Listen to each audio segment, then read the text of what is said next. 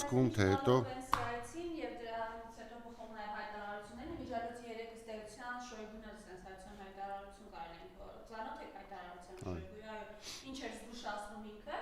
Մինչ այդ քանի որ ասացիք, Փաշինյանը ասում էր բանը, ինչ հոկտեմբերի 22-ը մինչև նայել ենք Զատունինի աչքերով, գիտեք Զատունինը որքան հստակ է ամեն ինչի մասին խոսում։ Ինչու է այսպես ջղաձգումը իր պայմանավորված Փաշինյանը, ասես որոշեց արձագանք։ Ջղաձգումը պայմանավորված է նրանով, որ Զատուլինը հայտարարել է, որ ըստ իր կարծիքի Նիկոլը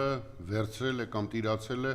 ժամանակին ըստ արտահոսած նյութի Սերժ Սարգսյանին առաջարկված $5 միլիարդ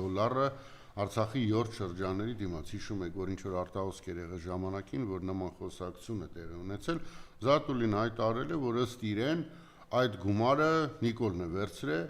եւ այդ գումարի դիմաց է հանձնել թե Արցախը, թե շարունակում է հանձնել Հայաստանի Հանրապետությունը։ Գիտեք, ինչ շատ նորմալ է Նիկոլի ռեակցիան, Նիկոլը կրկին ասում եմ, ինչ կապված է փողի հետ, դուք տենալու եք Նիկոլի ջղաձգումները, որտեվ կաշառակեր մարդը ոտից գլուխ թաթախված է կաշառակերության մեջ,